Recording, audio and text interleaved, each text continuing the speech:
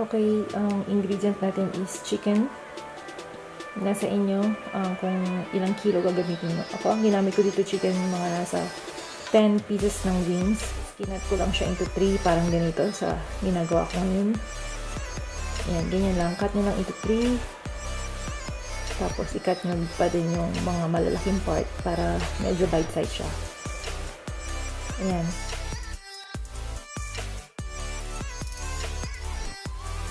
Next, kailangan mo din ng garlic, chopped garlic. And then, later yung chopped garlic. Gagamitin niya later. And then, 2 eggs. Kailangan mo din ng salt. And then, ground pepper. Kailangan mo din ng flour. Usually, ang ginagamit nila is potato starch. Pero dahil wala tayong potato starch, ang gagamitin natin is flour and cornstarch. Flour at cornstarch ang gagamitin natin for now. Pangpalit sa, yung cornstarch pangpalit sa potato starch. Pero yung flour, kasama talaga. And then, baking powder, konti lang. Gagamit tayo baking powder. Sesame seeds, optional. Depende sa inyo kung gusto nyo. And then, ayan, yung ating bowl. Kailangan natin ng bowl. And then, measuring cups. So, start na natin. And mag-heat ka na rin ng cooking oil mo while piniprepare mo yung ibang ingredients. So, ayan. Ang gamit ko dyan is vegetable oil, pero you can use canola oil or corn oil. Ayan. Mag-heat ka na siya and start na yung ibang ingredients.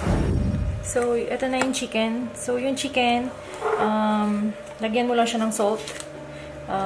Usually, ang nilalagay na salt is half a teaspoon or depende sa inyo kung gaano kaalat yung gusto nyo. Make sure na nag-wash ka na ng hands kasi hahawak-hawakan mo yung chicken later. And then, lagyan mo rin siya ng black pepper.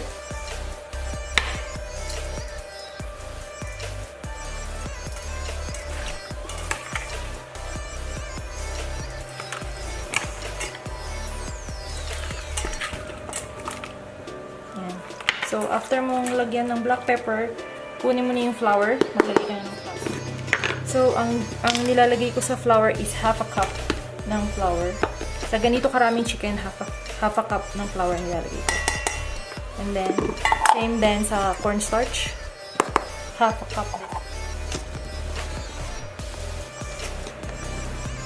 Half a cup din ng cornstarch.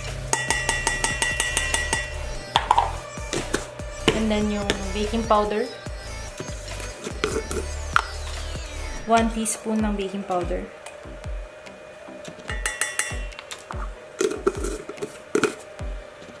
And then, 2 eggs.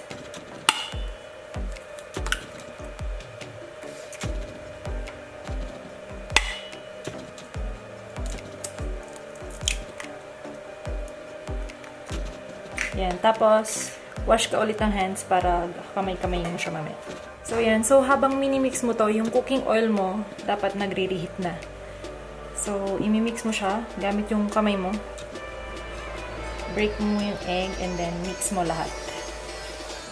Halo-halo lang.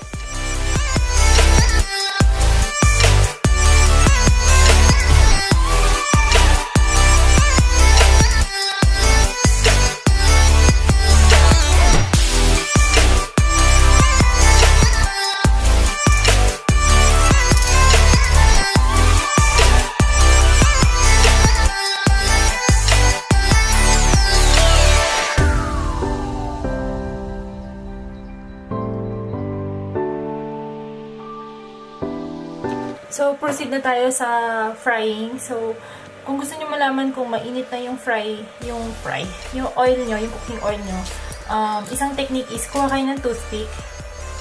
Wala kayo ng toothpick, ganyan.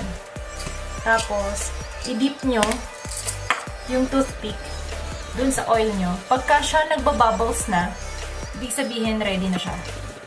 Nakita niyo yung nagbabubbles. Kapag nagbabubbles na siya ganyan, meaning ready na yung oil niya.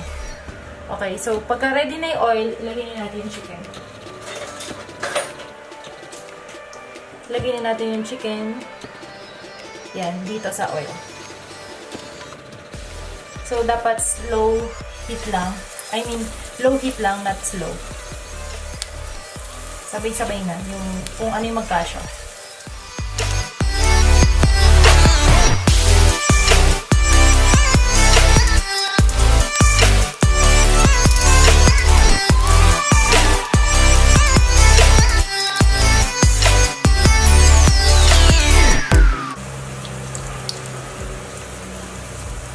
Nilalagay ko yung part ng wings, yung tip ng wings, nilalagay ko siya kasi masarap siya pagka-crunchy na.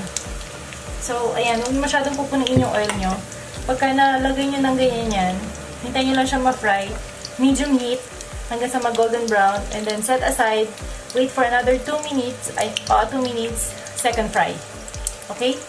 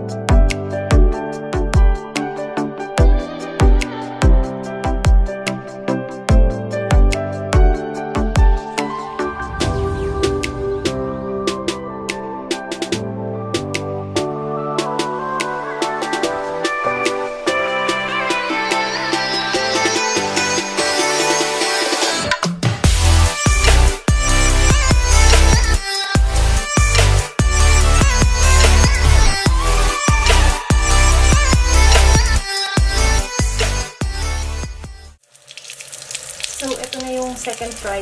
Ilalagay mo na lang sila. Para siguradong luto siya inside. So, mag-leave ka lang ng mga 2 minutes or yung mga naunang batch na na-rest mo na. Yan, pwede mo na silang i-fry sabay-sabay.